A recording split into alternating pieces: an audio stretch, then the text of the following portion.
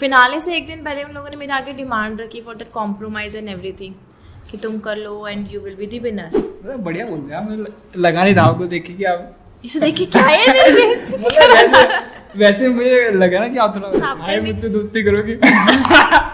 हाँ अब देख ही लो हाय मुझसे दोस्ती करोगे। तो 2016 में आई गॉट डीमोटिवेटेड। मुझे बहुत लगा कि यार मैं ये काम ही छोड़ देती हूँ, एक लड़की होना तो पाप ही हो गया है, जिसको देखो तुम्हारे पीछे ही पड़ा है कि अगर वो बिकनी में घूम रहा है तो उसकी स्किन ही तो दिख रही है, तुम उसको उस नज़र से देख रहे हो ना, तुम्हारी नज़र का दोष है।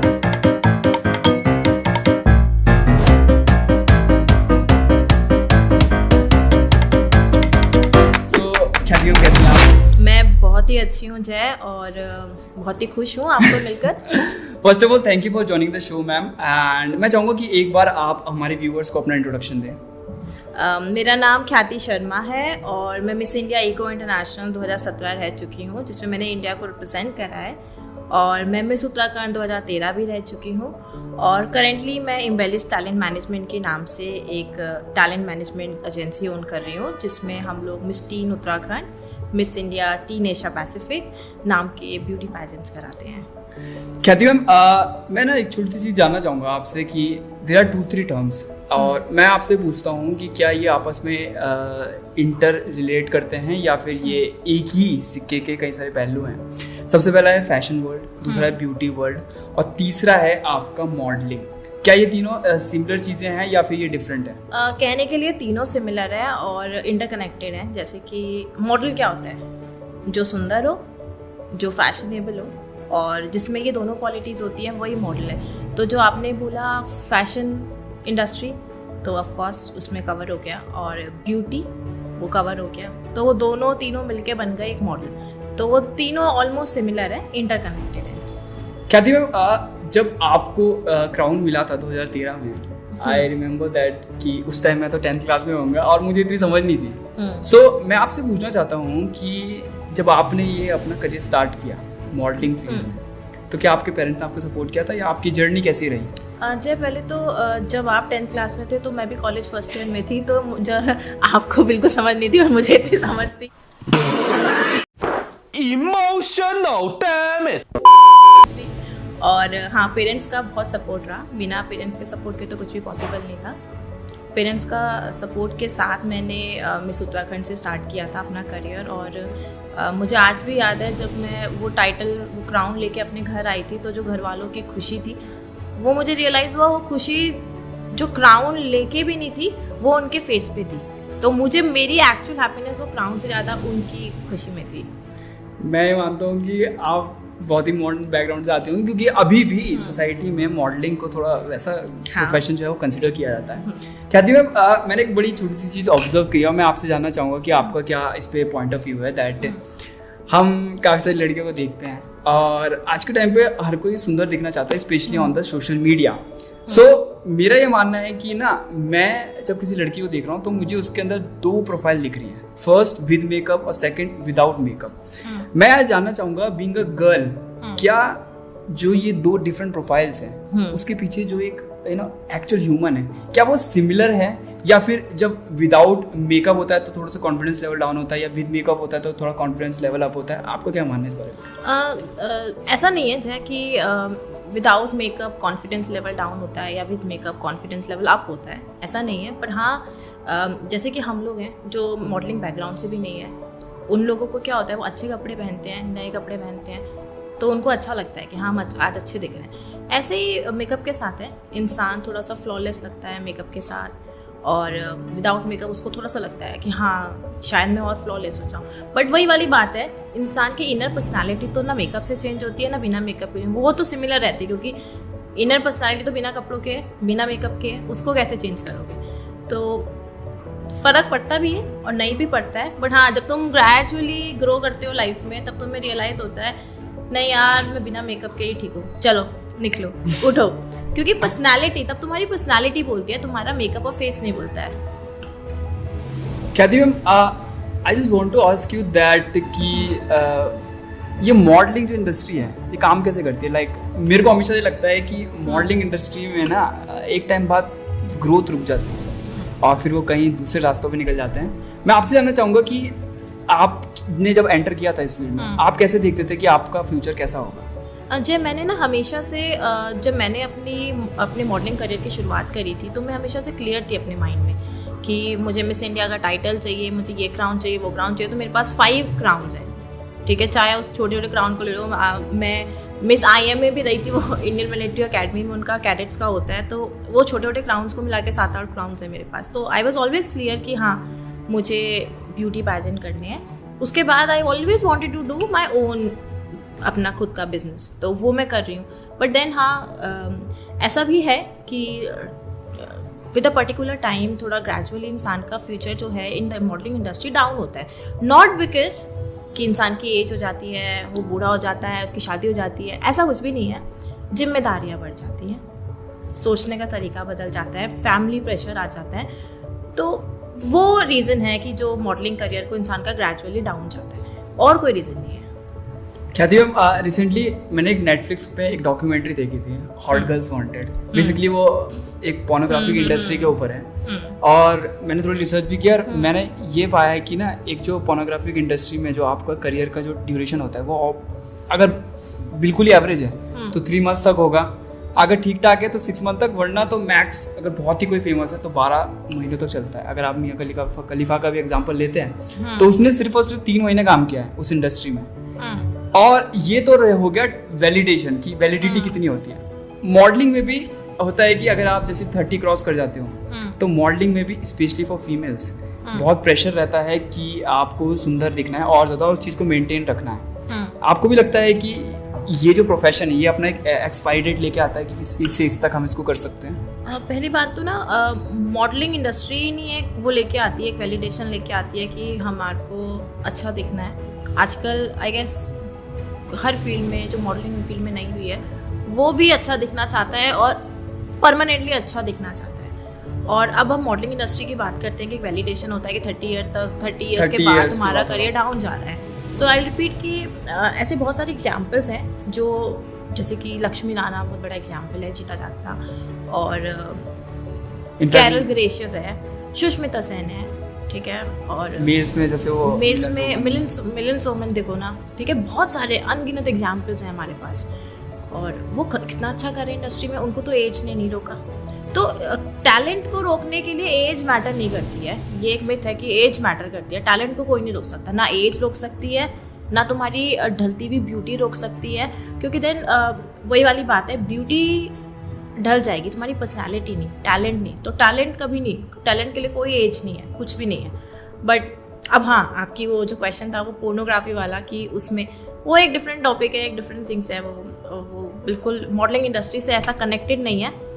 करा जाता है connected, but then they are not connected. Khyati ma'am, काफ़ी सारे एलिगेशंस लगते हैं जब बात आती है आपके ये मॉडलिंग हो गया, फैशन इंडस्ट्री के ऊपर, और काफ़ी सारे डार्क जो है वो सीक्रेट्स होते हैं। सबसे पहला एक जो टॉपिक है, मैं चाहूँगा कि आप थोड़ा सा इसके बारे में बताएं कि जो मॉडल्स होती हैं, वैसे भी किसी भी प्रोफेशन में आप जाएं, आज के टाइम में बहुत ज़्यादा कंपटीशन है, और जब कंपटीशन बढ़ता है तो ऑब्वियसली आपको जो है वो अलग दिखने की जरूरत होती है। सबसे पहला जो एक एलिगेशन लगता है आपका इस इंडस्ट्री के ऊपर ये है कि जो मॉडल्स होती हैं वो खुद को बहुत ज़्यादा फोर्स करती है स्लिम ट्रिम रखने में, ग्रूम रखने में। इसके लिए चाहे फिर उनको खाना छोड़ना पड़े या डाइट को बहुत एक्सेस लेवल तक कंट्रोल करना पड़े। बहुत सारे ऐसे मैंने इंसिडेंट्स भी सुने हैं जहाँ पे मॉडल जो है वो खाने को बिल्कुल ही वो कर देती हैं ताकि वो फिट एंड स्लिम ट्रिम रहे। सो मैं आपसे जानना चाहता हूँ कि क्योंकि ये बहुत कॉम्पिटिटिव चीज़ है, एक न्यू मॉडल कैसे सरवाइव कर पाती है इस कंपटीशन में? ये बिल्कुल बात सच है कि बहुत सारी जो एस्पायरिंग मॉडल्स हैं या जो अपकमिंग मॉडल्स होती हैं वो अपनी आपकी हेल्थ को लेके कॉम्प्रोमाइज़ करती हैं। उन्हें लगता है कि इंडस्ट्री की डिमांड है कि हमें थिन दिखना है, तो थिन दिखने के लिए वो बहुत कुछ कर रही है। हमने टॉपिक भी देखा, वो कॉटन बॉल्स वाला टॉपिक बहुत ही आजकल इन है, लोग सुनने में हमारे को आता है सुर्खियों में। तो ये सच भी है, काफ़ी हद तक ऐसा किया जाता है, बट देन वो एक सही तरीका नहीं है, क्योंकि अगर इंसान कॉटन बॉल्स ले रहा है या सर्वाइव कर रहा है बिना कैलोरीज के डे टू डे लाइफ में, तो उससे माल न्यूट्रिशन हो सकता है, तो ये गलत है। बट हाँ, थिन रहना है, इंडस्ट्री की डिमांड है और तुम्हें एक्चुअली में सर्वाइव करना है, तो कोई भी करियर होता है ना, वो अपनी पर्टिकुलर डिमांड्स और हार्डवर्क के साथ आता है। तो ये तुम्हारा हार्डवर्क है, तो अपने आप को फिट एंड फाइन रखने के लिए बहुत सारे तरीके हैं। तुम जिम जाओ, फ्रूट्स खाओ, अच्छी हेल्दी डाइट लो, योगा करो, तो रहा जा सकता है, ऐसा नहीं है। बट देन ईजी चीज़ें जो भी तुम्हारे को ना ईजी रास्ता निकाल के लेके जाएगी, ये कॉटन बहुत ईजी तो रास्ता है ना, तुम्हें फ्रूट्स ना खाना पड़े, सुबह उठ के योगा ना करना पड़े, जिम ना जाना पड़े, कॉटन बॉल्स खा लो, पेट में तुम्हारा फुल हो जाएगा, तुम्हें भूख नहीं लगेगी, तो दैट इज़ रॉन्ग। तो किसी भी चीज़ का जो शॉर्टकट होगा ना वो गलत ही होगा। आपने बिल्कुल सही बात कही है, और ये बड़ा ही अलार्मिंग सिचुएशन है कि ये जो इंडस्ट्री है बहुत गलत दिशा में जा रही है। ख्याति मैम, जो दूसरा जो सबसे बड़ा एलिगेशन लगता है वो ये लगता है कि आप जिस हिसाब से इस पे काम करते हैं, और कई बार ऐसा होता है कि जैसे हर एक स्टेट का, जैसे आप देहरादून का ले लीजिए, अगर देहरादून की जो मॉडलिंग इंडस्ट्री होगी वो एक अलग तरीके से फंक्शन करेगी। अगर आप दिल्ली जाएंगे वहाँ पे अलग तरीके होगा, मुंबई जाएंगे वहाँ पे अलग तरीके से होगा। सो क्योंकि इतना तक क्राउड है, जैसे यहाँ से कोई लड़की जाती है मुंबई में, तो पहला तो वो किसी एजेंसी के साथ रहने की कोशिश करेगी। अब यहाँ पे जो सवाल ये उठता है कि जो एक्सपेंसेस है, मैं आपसे पूछना चाहूँगा क्योंकि आप भी एक एजेंसी होल्डर हैं, कि जो एक्सपेंसेस है मॉडल के, क्या वो एजेंसी पेयर करती है, चाहे वो ट्रैवल का हो या रहने सहने का हो। दूसरा, कई बार ऐसा होता है कि किसी मॉडल का कोई वो जाती है उसके लिए जिससे भी जाना होता है और वो सिलेक्ट नहीं होती है, तो क्या उस चीज़ के भी पैसे कटते हैं? मतलब कैसा एजेंसी वर्क करती है? ऐसा नहीं होता। देखो, एजेंसी इस तरह से काम करती है कि सपोज चाहे तुम्हें मॉडल बनना है और तुम मेरे पास आते हो कि मैम मुझे तो मॉडलिंग करनी है, मैं तो बहुत ही ज़्यादा उसमें चला गया हूँ कि मुझे अच्छी लग रही है ये इंडस्ट्री, बहुत ही इजी गोइंग इंडस्ट्री है, मुझे मॉडल बनना है। तो पहली बात तो एजेंसी भी ना हर किसी को चांस नहीं देती अपने साथ जुड़ने का। उस पर वो चेक करती है कि क्या वो इतना डेडिकेटेड है, क्या वो इतना टैलेंटेड है, क्या वो इंडस्ट्री में सर्वाइव कर पाएगा, क्या उसके अंदर इतना डेडिकेशन है कि फेलियर को फेस कर पाएगा। जब हमें लगता है ना कि हाँ वो ठीक है, वो कर सकता है, तो हम वो 10 को 100 बनाने के लिए तैयार हैं। उस 10 को खींच के हम 100 कर देंगे, मेहनत करेंगे उसके ऊपर। तो उसमें हाँ पैसा लगाती है इंडस्ट्री, बिल्कुल लगाती है, मॉडल के ऊपर लगाती है, आर्टिस्ट के ऊपर पैसा लगाती है। और वो क्यों लगाती है पैसा? क्योंकि जब वो फेमस होगा, जब उसे काम मिलेगा, तो ऑफकोर्स इंडस्ट्री भी उसमें कमाएगी। वो तो it is like B2B, business to business. हम उसे आज उस पर पैसा लगा रहे हैं, हम एक पौधे को पानी क्यों डालते हैं? कल वो पेड़ बड़ा होगा, छाया देगा, फल देगा। तो ऐसे ही ये सेम है। तो एजेंसी भी अगर मॉडल के ऊपर काम कर रही है तो इसलिए कर रही है कि आज इस पे पैसा लगाओ, तो उस पे उसकी भी ग्रोथ हो, उस पे भी उसकी भी ग्रोथ हो, उसकी ग्रोथ एजेंसी की ग्रोथ है। ख्याति में एक और जो एलिगेशन लगता है आपका जो मॉडलिंग इंडस्ट्री में, वो ये है कि एक जो पार्टी कल्चर है, पार्टी कल्चर बहुत ज़्यादा जो है वो प्रमोट किया जाता है इसके थ्रू। और ऐसा कहा जाता है, मैं नहीं कह रहा हूँ, कि जो मॉडल्स हैं उनके ऊपर बहुत प्रेशर रहता है कि जब भी वो किसी पार्टी में जाती है, और अगर मान लीजिए वो अल्कोहल कंज्यूम नहीं भी करती, तो अगर उनको नेटवर्किंग करनी है तो समहाउ उनके ऊपर पीयर प्रेशर आता है कि आपको ड्रिंक करना पड़ेगा। क्योंकि पॉश पार्टियों में अगर आप ड्रिंक नहीं कर रहे हैं, अगर आप ऑरेंज सोडा पी रहे हैं, तो फिर कोई सेंस नहीं बनता है उस चीज़ का। सो क्या ये सच है? आप भी पार्टी में गई होगी अपने अर्ली डेज में, तो आपका क्या मानना है कि क्या ऐसा होता है? मतलब कुछ तो बीते भी हैं वैसे, तो ऐसा कोई गलत नहीं है। नहीं, खैर देन हाँ ऐसा है भी, काफ़ी हद तक ऐसा है कि प्रेशर रहता है। और प्रेशर ना वो लोग नहीं प्रेशर में आते, वो हमारा मेंटल प्रेशर हमने खुद बना रखा है कि यार मुझे तो अल्कोहल कंज्यूम करना है, मैं यो दिखूंगी, मुझे स्मोक करना है, मैं यो दिखूंगी। But that it is like वो हमारे खुद का अपना मेंटली हमने अपने आप को ऐसा सोचा हुआ है। हम पे कोई प्रेशर नहीं डालता। क्या हो गया, तुम अल्कोहल नहीं पी रहे, क्या पता डायरेक्टर प्रोड्यूसर वहाँ मूवी में और वो सोचे ये सही लड़की है, ये ज़्यादा सिंसियरली काम करेगी, तो ऐसा भी है।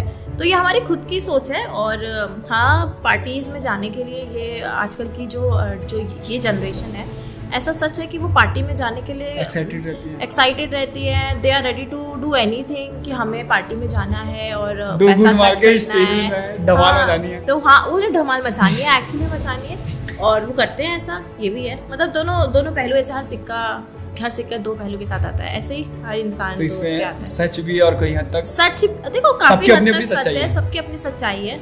बट देन फिर मैं यही बोलूँगी, खाली मॉडलिंग इंडस्ट्री ही नहीं, वो तो खैर हर इंडिविजुअल के ऊपर आ गया आजकल।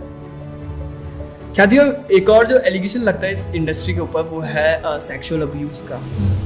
कई सारी जो फीमेल मॉडल्स होती हैं वो कहीं पार्टीज वगैरह में जाती हैं, या फिर कई बार एजेंसीज के ऊपर भी लगता है कि वो उनको प्राइवेट पार्टीज में मैं सबकी बात नहीं कर रहा, लेकिन कई एजेंसीज के ऊपर लगता है और वहाँ से जो है उनके साथ जो है वो सेक्सुअली किया जाता है। कई लड़कियाँ अपनी तरफ से भी कर ही लेती हैं, उनको लगता है कि ये शॉर्टकट है, अगर मुझे काम मिल रहा है, अगर मेरे रिलेशंस बन रहे हैं तो क्यों नहीं, सही है। तो यहाँ से ये जो रास्ता है ना वो ह्यूमन ट्रैफिकिंग की तरफ चल जाता है, वो मॉडलिंग की तरफ नहीं रह जाता है फिर। तो ये कितना कॉमन है आपके हिसाब से? क्या आपने, वैसे आपको नाम लेने की जरूरत नहीं, अगर आपने कभी ऐसा होते देखा है? नहीं, मैंने अपनी आंखों से तो कभी होते भी नहीं देखा, बट हाँ सुना है, बिल्कुल जैसे आपने सुना है ऐसे मैंने भी सुना है। और होता है क्योंकि देखो गर्ल्स के माइंडसेट बड़ा क्लियर हो चुका है, it is a easy money, easy काम है, शॉर्टकट। तो ये जो शॉर्टकट्स के पीछे जो जनरेशन भागती है वो शॉर्टकट बस शॉर्ट पीरियड के लिए रहता है, वो लॉन्ग टर्म गोल नहीं है, ऐसा करके तुम आगे नहीं बढ़ सकते।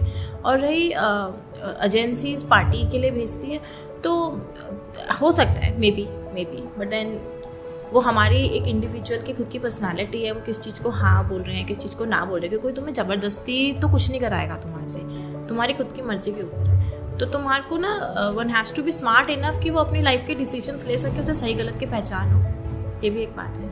तो जो सेक्सुअल अब्यूज वाली बातें हैं वो कुछ हद तक सही भी हैं, सारी बातें कुछ हद तक सही है, और सबके साथ नहीं होता, लेकिन सबके साथ नहीं होता, बहुतों के साथ होता है, पर उन्हीं के साथ होता है मोस्टली जो ये होने देना चाहते हैं, जो शॉर्टकट की तलाश में है, जिनके अंदर, जिनको अपने टैलेंट, मैंने भी मॉडलिंग इंडस्ट्री, मैं भी उस सब चीज़ों से गुजरी हूँ और मैंने बहुत सारे पैजेंट जीते, पर मैंने कभी इन चीज़ों को वो नहीं किया, ऐसा नहीं है, फेस करने का मौका नहीं मिला। ऑब्वियसली बहुत सारी सामने से बहुत सारी सिचुएशन ऐसी बनी कि ऑफर आए सामने से, ऐसा कर लो, बट देन वो मेरी खुद की इंडिविजुअल पर्सनालिटी थी कि नहीं, शॉर्टकट तो लेना ही नहीं है, कोई बात नहीं, टाइम लगेगा, मंजिल दूर है पर ज़रूर मिलेगी, सोचा है तो होगा, तो शॉर्टकट पे कभी जाने का नहीं सोचा।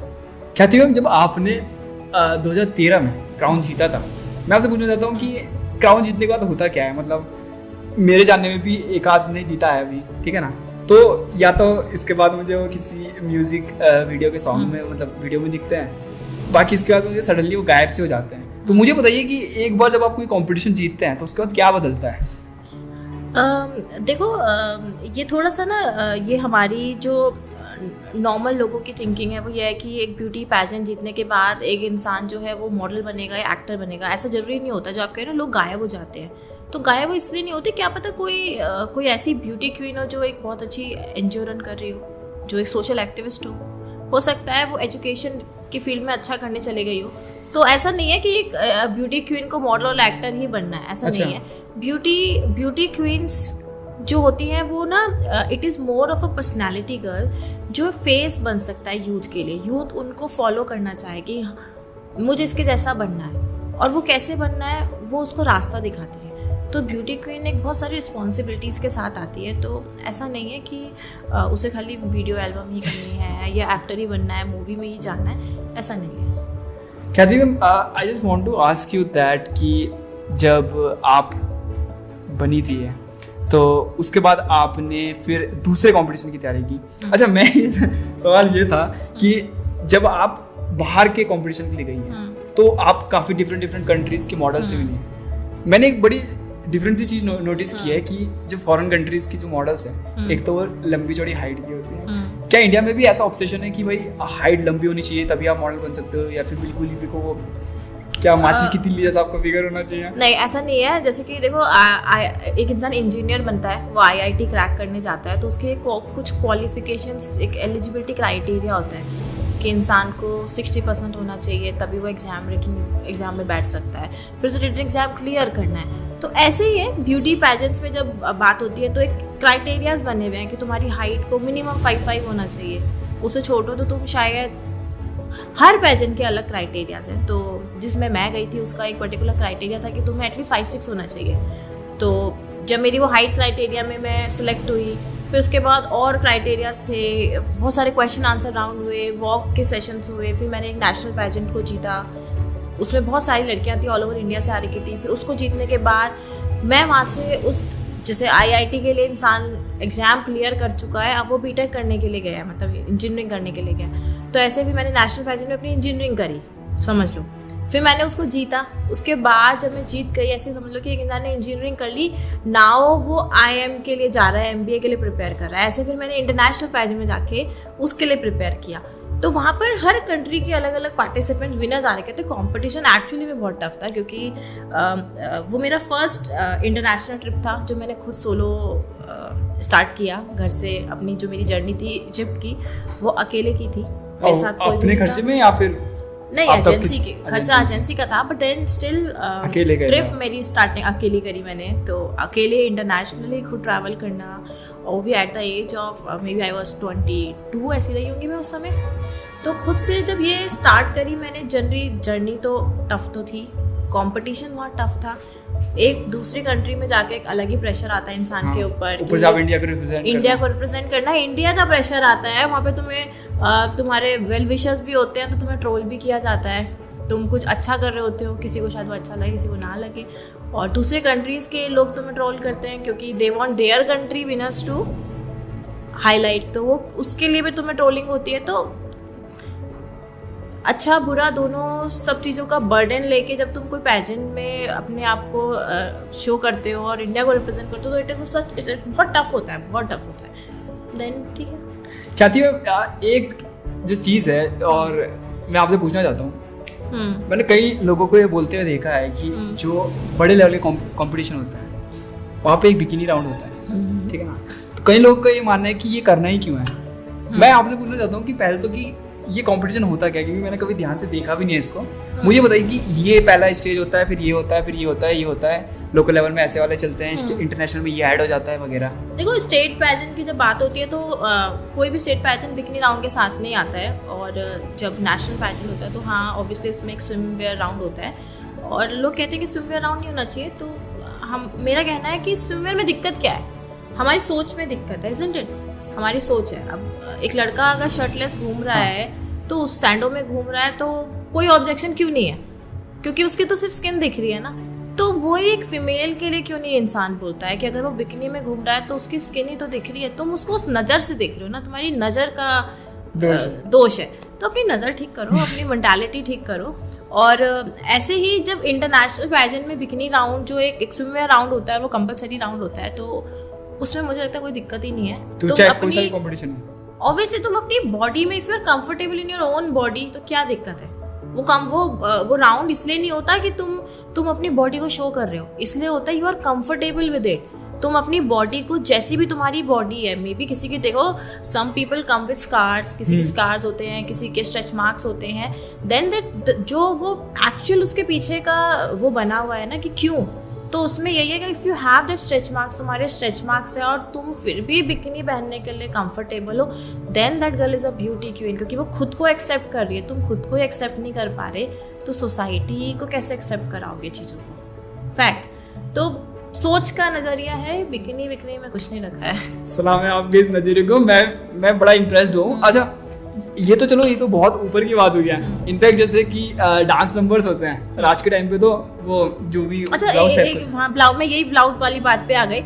बिकनी में क्या दिक्कत है, वो जो फीमेल्स जो हमारी मम्मी आंटी टाइप के लोग, वो साड़ी पहनती है, वो बैकलेस ब्लाउज पहनती है, वो बिल्कुल छोटा ब्लाउज पहनती है और लोवे साड़ी पहनती है, तो उसमें क्यों नहीं है दिक्कत, उसमें क्या दिक्कत नहीं है।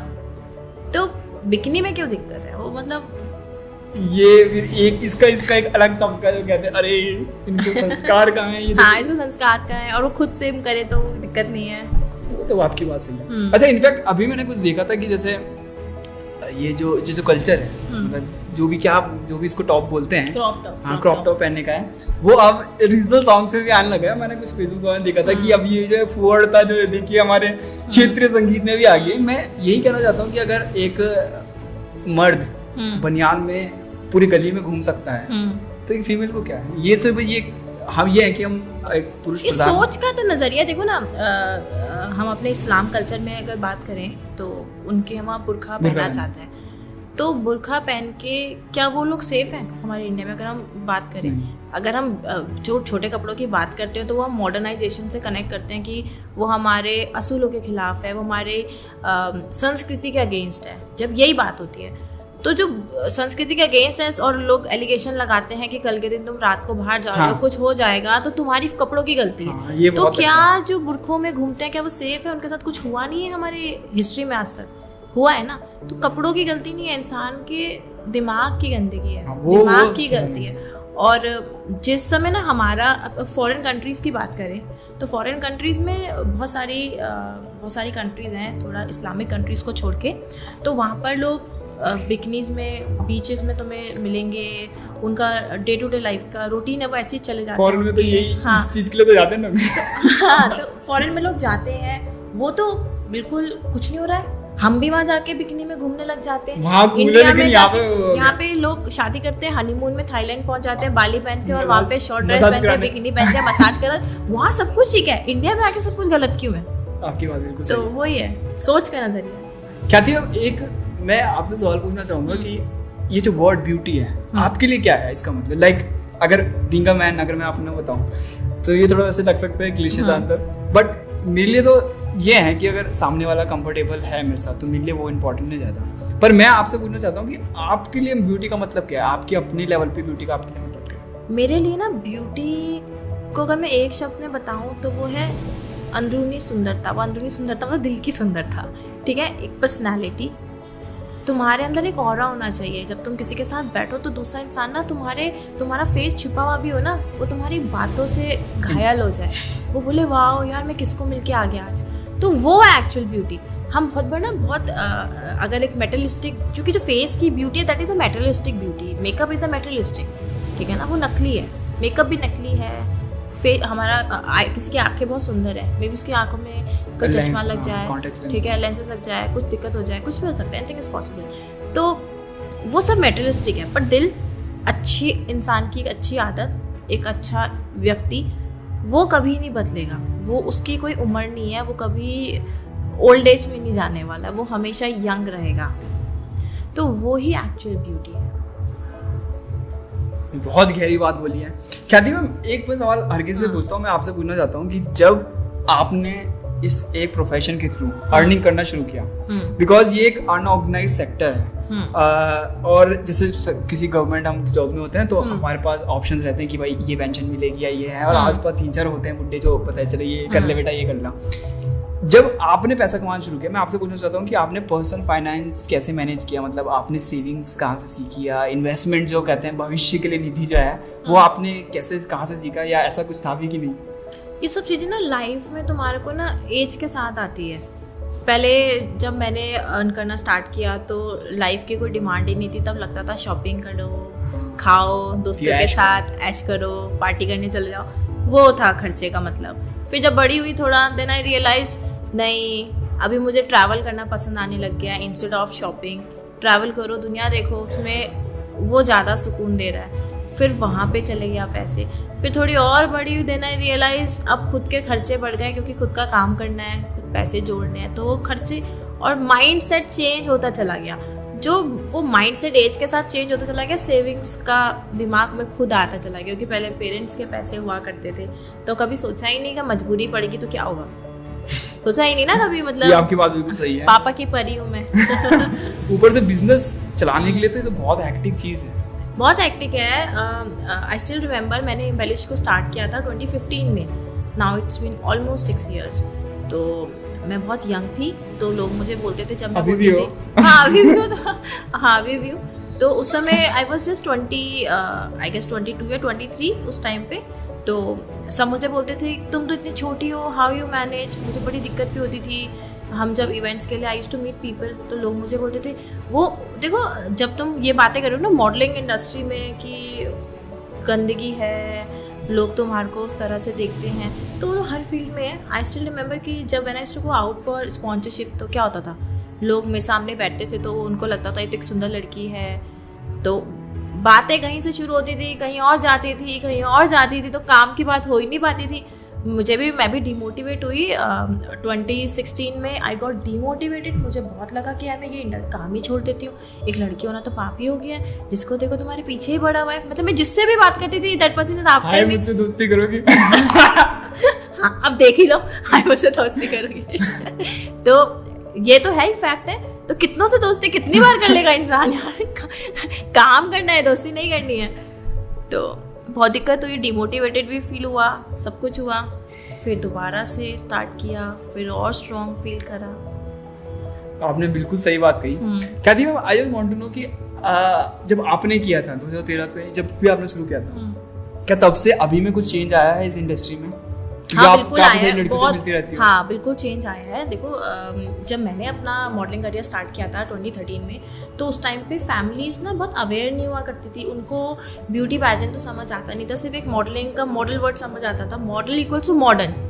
जो मॉडल है वो मॉडर्न है, जो मॉडल है वो छोटे कपड़े पहनने वाला मॉडर्न है। उन पे जनरेशन को ये समझ आता था, जो मेरी फैमिली वाली जनरेशन थी। तो अब की जनरेशन चेंज हो रही है। पेरेंट्स जो अब आ रहे हैं धीरे धीरे, वो अपने बच्चों को खुद लेके आते हैं। देखो मैं टीन के पैजेंट्स कराती हूँ, जैसे miss tin Uttarakhand state pageant है, बहुत अच्छे लेवल पे होता है, और वो टीन के लिए 13 से लेके 19 ईयर्स तक की गर्ल्स उसमें पार्टिसिपेट करती हैं। तो जितने भी पेरेंट्स आते हैं वो खुद अपने बच्चों को लेके आते हैं। बच्चे नहीं आते हैं, वो खुद आते हैं कि हमारे बच्चे को ये पैजेंट करना है। और उनका ना पीछे का सिर्फ एक ही रीज़न होता है कि इनके अंदर से झिझक हटा दो, ये थोड़ा हेजिटेट करते हैं, वो हटा दो, इन्हें कॉन्फिडेंट बना दो, इनको एक्सट्रोवर्ट बना दो, इनके अंदर कॉन्फिडेंस बिल्डअप कर दो। तो पेरेंट्स खुद लेके आ रहे हैं। ये खुद में एक बहुत बड़ा डिफरेंस है उस जनरेशन में और इस जनरेशन में। पेरेंट्स, अच्छा प्रेशर भी थोड़ा कम हो गया है पहले के, अभी भी होगा बट देन अच्छा हाँ, एक और बात, बहुत अद्भुत बात है ये कि मैंने टीन के पैजेंट्स कराना क्यों स्टार्ट किया। मतलब वाई टीन ओनली, मतलब मैं स्टेट पैजेंट टीन का कराती हूँ, नेशनल पैजेंट टीन का कराती हूँ, इंटरनेशनल टीन, फिर हम एशियन किड्स कराते हैं। ये सब टीन और बच्चों का क्यों कराते हैं? क्योंकि मैंने टीन पैजेंट्स में ये देखा कि वो सब तो 90% of girls they are in depression. Depression किस चीज़ का है? डिप्रेशन पीयर प्रेशर है, एक major peer pressure. Peer pressure किस चीज़ का है? They want to look good all the time. उनको उनके अंदर सीधा से एक माइंड सेट क्लियर हो रखा है कि मेरा एक बॉयफ्रेंड होना चाहिए, एक हैंडसम बॉयफ्रेंड होना चाहिए, पॉपुलर बॉयफ्रेंड, पॉपुलर बॉयफ्रेंड, ठीक है, उसके मिलियन ऑफ फॉलोअर्स होने चाहिए। नहीं होने चाहिए तो कम से कम 20K फॉलोअर्स अगर मेरे बॉयफ्रेंड के हैं तो सबसे ज़्यादा कूल डूड है शहर का। तो वो प्रेशर में, वो डिप्रेशन में चले गए हैं। तो व्हेन आई मीट देम, तब मुझे उन्हें समझाना पड़ता है। मतलब हम लोगों की एक्स्ट्रा क्लासेस होती हैं जिसमें हम उनका डिप्रेशन दूर करते हैं हाफ ऑफ द टाइम। तो ये टीन पैजेंट कराने का ये भी एक वो है कि अच्छा रात को मैं बहुत बार ऐसा होता है कि बहुत सारी स्टोरीज देखती हूँ टीनेजर्स की, वो रात को बड़े सैड से कोट्स डालते हैं। तो then why that sad quotes? इसका मतलब वो रात को अकेला फील कर रहे हैं। तो I used to write them, अरे मत टेंशन लो यार, सो जाओ, तुम कुछ बन जाओ, वो बॉयफ्रेंड तुम्हारे पीछे खुद आएगा। तो ऐसा बताना पड़ता है। तो टीनेजर्स आर दीस डेज थोड़ा डिप्रेशन में तो रहते हैं। क्या बॉयफ्रेंड से कई इज्जत नहीं है। अच्छा पहले के टाइम पे ना लोग डबल डेट कर लेते थे। आज की डेट पे इट इज वेरी टफ ना, वो बेचारे डबल डेट भी नहीं करवा रहे हैं। जब से इमोशनल अत्याचार आया तब से बंद कर दिया। नहीं ये नहीं है, व्हाट्सएप ने बंद करा दिया है। व्हाट्सएप के ज़माने में तुम ऑनलाइन कैसे रहोगे? एक बॉयफ्रेंड से बात करोगे तो फ़ोन तो रखना पड़ेगा साइड में, दूसरे से कैसे करोगे, या गर्लफ्रेंड से कैसे करोगे? कर लेते हैं, वाह, सिखा देना वो किसी और एपिसोड में। अच्छा ठीक है। कहती हूँ मैं एक बात पूछना चाहता था कि ये थोड़ा वैसा हो सकता है कि मैं कुछ साल दिल्ली में रहा था और मैंने फर्स्ट टाइम वहाँ पे लड़की को स्मोक करते हुए देखा था और मैंने 30 सेकंड तक उसको घूरा। मतलब मेरे लिए वो इतनी वियर्ड बात थी। अच्छा, मॉडलिंग में ये भी होता है कि काफ़ी सारी गर्ल्स जो हैं वो इस चीज़ से इंट्रोड्यूस होती हैं, कैसा है? और एक और चीज़, मतलब ये तो चलो secret and all is like the lower level thing, ये जो वीड हो गया कंज्यूम करना या जो हाई क्वालिटी के जो ड्रग्स होते हैं, अच्छा वो उसके पीछे भी एक्सक्यूज आता है कि इट कंट्रोल देयर वेट। कहता ना चर्सी तो क्या ही खाना, खाया फूका माल और सो गए। तो ऐसा कुछ होता है क्या? यार देखो, पहली बात अभी जय मैं तुम्हें एक चीज़ में करेक्ट करूँगी, वो ये है कि हम लड़कियों की बात क्यों कर रहे हैं इसमें स्मोकिंग में? ठीक है, हाँ तुम्हें शौक लगा लड़की को देखे, पर लड़कियों के ऊपर ये क्यों शौक लगा? स्मोक करना तो लड़कों के लिए भी गलत है, पर वो थोड़ा ज्यादा कॉमन है ना। कॉमन क्यों है? क्यों कॉमन है? अच्छा अगर कॉमन है तो लड़कियों के लिए भी कॉमन कर देना चाहिए। मैं तो बोली ना, लगा लो तो।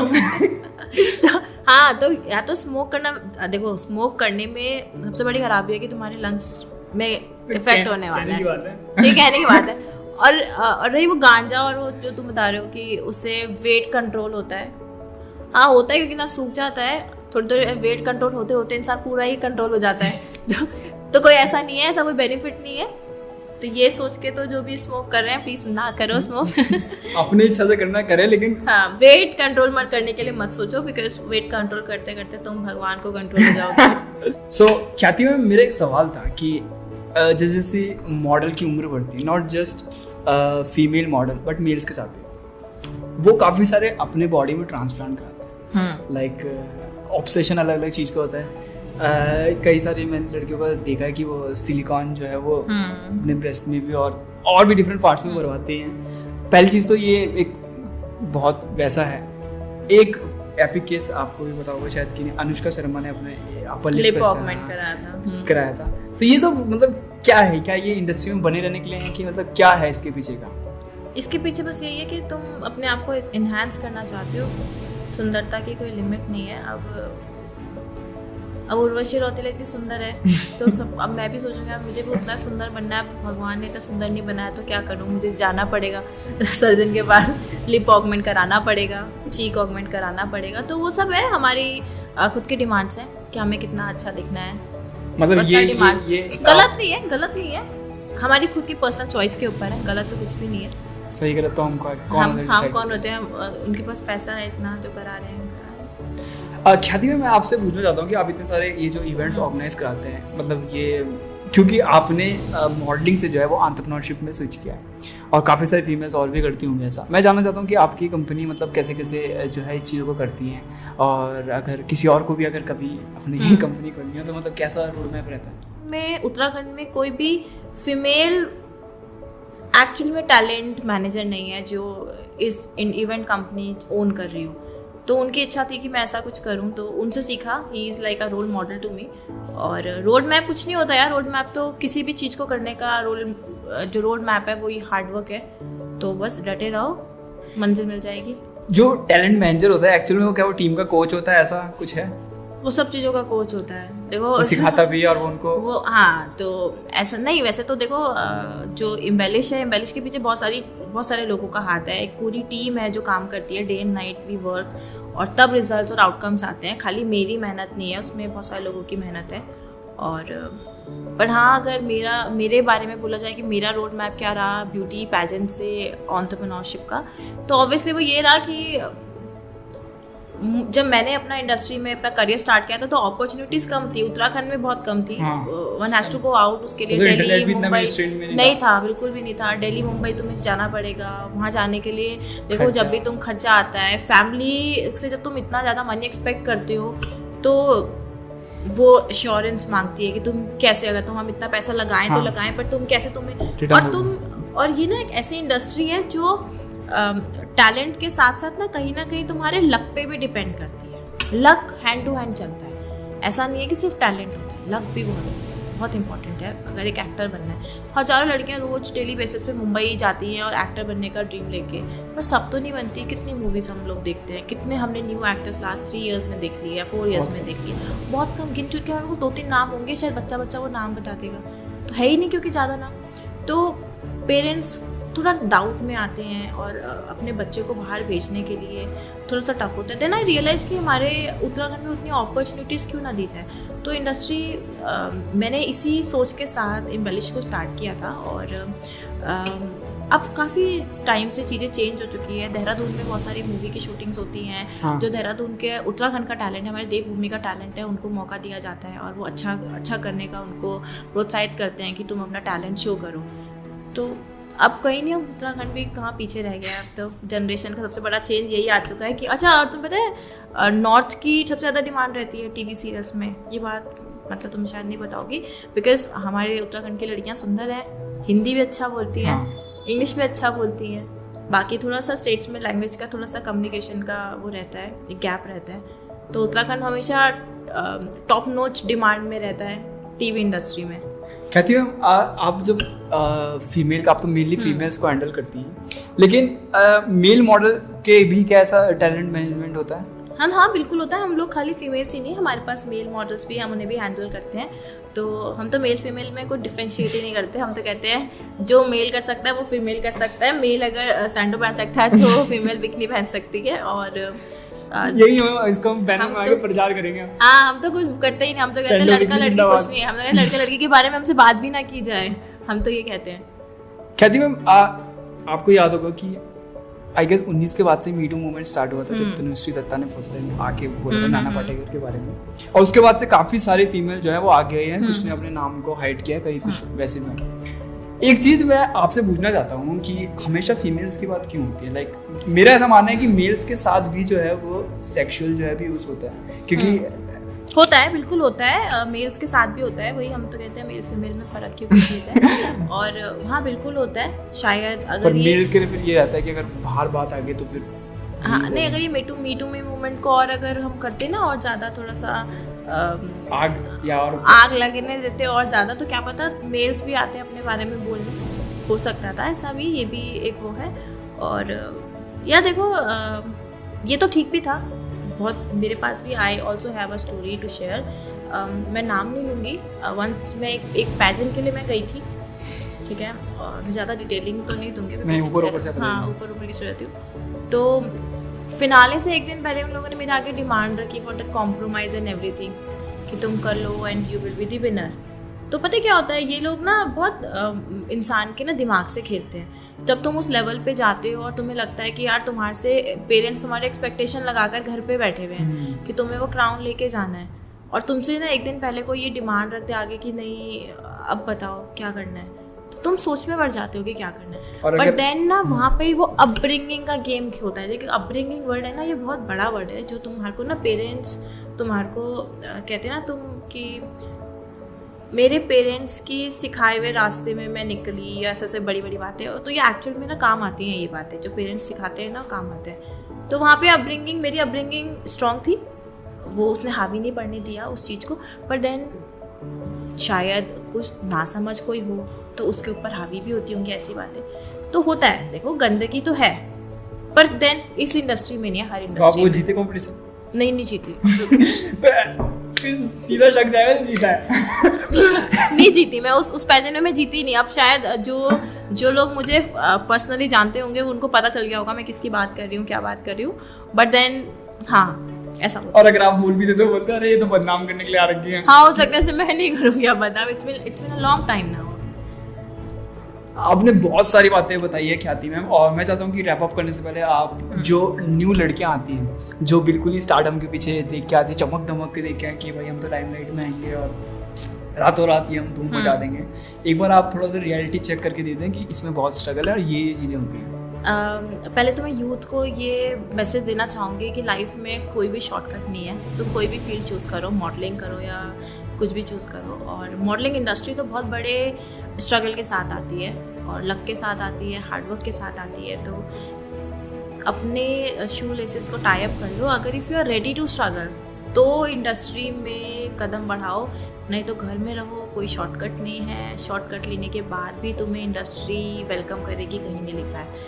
तो और बहुत इम्पॉर्टेंट, मैं यूथ को एक मैसेज देना चाहूँगी दैट गर्ल्स और बॉयज़ डोंट बी प्रोक्रेस्टिनेट। अभी कल के ऊपर ना चीज़ें डालना छोड़ दो। आज ही है जो है, आज जो कर लिया वो कर लिया, जो कल में रहा वो कल में रह जाएगा। मैं एक बार बताना चाहूँगा, जब मैं ख्याति मैम से फर्स्ट टाइम मिला था, मतलब मैम ने मॉडलिंग तो की है और उसके बाद मैम ने जो फटफट आइडिया बताया ना, मैं तो मैम बहुत ज़्यादा इंप्रेस हुआ था आपसे मिल के। और अच्छा भी है, आपसे वाइब भी मैच होती है। और क्या होता है ना कि जब भी हम किसी को देखते हैं ना कि जैसे फीमेल मॉडल है, तो हमेशा लगता है कि अरे इसमें तो एटीट्यूड होगा। मतलब मैं तुम्हें क्या लगा मेरे अंदर एटीट्यूड है? नहीं, मैं आपको बता रहा हूँ कि किसी ने कमेंट सेक्शन में छोड़ दिया मुझसे दोस्ती करोगे और उसको जवाब नहीं मिला तो सामने समझेगा कि यार ये तो एटीट्यूड है। तो लेकिन ऐसा कुछ नहीं था। अपनी पर्सनल लाइफ भी मैम भी बिजी रहती है और इतना कुछ मैनेज करना है। और क्या पता मुझे उससे दोस्ती करनी ना हो। ये तो बात है। अच्छा चलो अब मैं तुमसे भी एक लास्ट क्वेश्चन है जयमिला। तुमने अपना इंस्टाग्राम में ना वो जा किशन क्यों लिखा है? वो तो मैं उसे जाकिस्तान ही पढ़ सकती हूँ। मैं जा किशन को कैसे कोई बोल सकता है जा किशन? वो जा किशन है ही नहीं, वो JAI है। वो JAI नहीं है, वो इंस्टाग्राम हैंडल के ऊपर ZAKISHAN है। कुछ भी मैम आप किसी और को भी देख रहे हो, मैं बता रहा हूँ मेरे से डी से शुरू होता है, डिजिटल सेक्शन। ठीक है, पर तुम्हारा नाम जाकिस्तान है। जाकिस्तान है। अभी आगे मुहिम बाल छोड़ोगी। तो ख्याति में मैंने बहुत ज़्यादा एंजॉय किया आपके साथ और उम्मीद करूँगा जो आपने बातें बताई हैं, जो इमर्जिंग जो मॉडल्स है, जो मॉडल बनना चाहती हैं या जो इस फील्ड में अपना करियर परस्यू करना चाहती हैं, वो आपसे सीखें। और एक और लास्ट में एक छोटी सी बात मैं पूछना चाहूँगा मैम कि जैसे ये होता है कि हर किसी का जो मॉडलिंग करियर है वो बहुत लंबा नहीं टिकता है, तो आपको नहीं लगता कि जो मॉडलिंग में आ रहा है उसको अपने साथ एक बैकअप करियर ऑप्शन? ऑब्वियसली देखो, जैसे कि हम टीन पैजेंट कराते हैं तो हम ना सब बच्चों को ये एक पर्सनल गाइडेंस देते हैं कि एजुकेशन भी उतनी ही इम्पॉर्टेंट है। तुम अपनी पढ़ाई मत छोड़ो, अपनी स्कूलिंग अच्छे से कंप्लीट करो, फिर अपनी बैचलर्स कंप्लीट करो, हो सके तो मास्टर्स भी कंप्लीट करो। बिकॉज ऐसा भी हो सकता है आज तुम्हें मॉडलिंग करियर जो है अपना फैसिनेटिंग लग रहा है और तुम्हें लग रहा है कि मुझे करना है, और मे बी तुम बैचलर्स करते करते तुम्हें ये रियलाइज़ हो जाए कि नहीं मुझे तो नहीं करना है। मे बी तुम्हारा सो कॉल्ड प्यारा बॉयफ्रेंड तुम्हें मना करते, तो ये भी हो सकता है। तो इसलिए अपनी एजुकेशन को साथ लेके चलो, हैंड टू हैंड लेके चलो, वो काम आएगी। अगर मॉडलिंग नहीं काम आएगी तो वो जरूर काम आएगी। तो देन, और विदाउट नॉलेज, विदाउट ब्रेन तो ना कोई ब्यूटी क्वीन है ना कोई मॉडल है। ब्रेन तो बहुत इंपॉर्टेंट है, डम लोगों का कुछ नहीं हो सकता। मैं एक चीज़ लास्ट में पूछना चाहता हूँ कि मेरा ये पर्सनल बिलीफ है, लाइक आप किसी भी प्रोफेशन में जाएं, चाहे आप प्राइवेट सेक्टर में जाएं, गवर्नमेंट सेक्टर में जाएं, आपको ना पहली चीज़ तो अपनी स्किल्स को सेल करना आना चाहिए, सबसे इम्पोर्टेंट। ऑब्वियसली तो एक चीज़ जो सबसे इम्पोर्टेंट है उस चीज़ में वो है कम्युनिकेशन स्किल, और मेरे ख्याल से तो मॉडलिंग में तो सबसे ज़्यादा इम्पोर्टेंट है। हर फील्ड में इम्पोर्टेंट है, और हर फील्ड में इम्पोर्टेंट है एक्चुअली, मॉडलिंग की तो नहीं। अगर हम देखो रैम मॉडल की बात करें तो रैम मॉडल को तो बोलना ही नहीं है, फिर तो हम कम्युनिकेशन स्किल का क्या करेंगे? वो तितली वाले कपड़े पहन के आने हैं, उन्हें ब्यूटीफुल से कपड़े पहनने हैं और स्टेज में चलना है, वॉक करना है, तो उनको कम्युनिकेशन स्किल्स तो उनकी जरूरत नहीं है वहाँ पे। But then being a beauty queen it is very important. Ma'am वो अजीब से कपड़े पहन के रखते हैं कि वो मेरे ख्याल से तो वो मेन ट्रेंड का ये, वो खाली शो के लिए बने होते हैं कि बाहर जाके तो मैंने कभी किसी को वैसे पहनते देखे नहीं है कि कोई तितली लटका के आ रहा बाहर। ये तो तुम फैशन डिजाइनर से पूछो। अभी जल्दी मुलाकात होगी उन लोगों से भी, लेकिन भाई मुझे हमेशा लगता था कि वो ये तितली वाले कपड़े पहन के कौन सड़कों पे निकलता है। देखो वो फैशन डिजाइनर की इमेजिनेशन है कि ऐसा कपड़े पहन के निकला जा सकता है, क्या पता आने वाली जनरेशन तितलियां बन के घूमे। ये आपने बिल्कुल दूरदृष्टि वाली बात कही है, इस पे मैं कोई कमेंट नहीं कर सकता। हमने किसने सोचा था कि दूरदर्शन देखने वालों ने कि किसी दिन कलर्स टीवी भी आएगा, FTV भी आएगा। दूसरा वाला आपने सही बोला, लेकिन पहले वाला ठीक नहीं रहा। तो ख्याति में बहुत अच्छा लगा आपसे बात करके, और आप जो काम कर रहे हैं बहुत ही सही है, और मैं तो यही कहूँगा कि जो भी आपसे सीख रही हैं उनका भविष्य कुछ हद तक सुरक्षित है। मतलब कुछ तो कर ही लेंगे, मतलब आपका दिमाग एटलीस्ट बिजनेस से लेकर, और अपनी इंडस्ट्री का तो आपको ज्ञान नहीं है, बाकी बिजनेस में तो आपका दिमाग 400 की गति से दौड़ रहा है आजकल।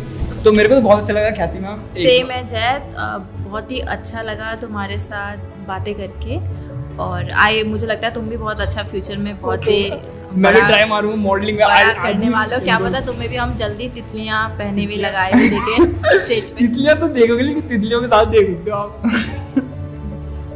भगवान करे। So that's all for this video. If you like this video, make sure you subscribe. Also अगर आपका कोई भी सजेशन है या फिर कोई भी क्वेरी है तो आप कमेंट सेक्शन में ड्रॉप कर सकते हैं, और मॉडलिंग से रिलेटेड भी होगा तो we'll try to do a कुछ collab. पॉजिटिव कमेंट्स मुझसे दोस्ती करोगे वाले नहीं, मैं नहीं करूंगी। मैम की ऑलरेडी शादी हो चुकी है और इनका एक छोटा प्यारा सा बच्चा भी है। ये बता के तुम क्या कमेंट्स उठा रहे हो? वो बताना तो पड़ता है ना भाई, कि कोई किसी ना किसी का तो आता ही है। हाँ, और जय की भी शादी हो चुकी है, मेरी 5 क्या? बच्चे हैं। हमारी बिल्कुल नहीं हुई है, 5 कर सकते हैं शादियाँ। बच्चों का हिसाब नहीं है। सो इसको यहीं पे रैप अप करते हैं ma'am. Thank you so much, thank you.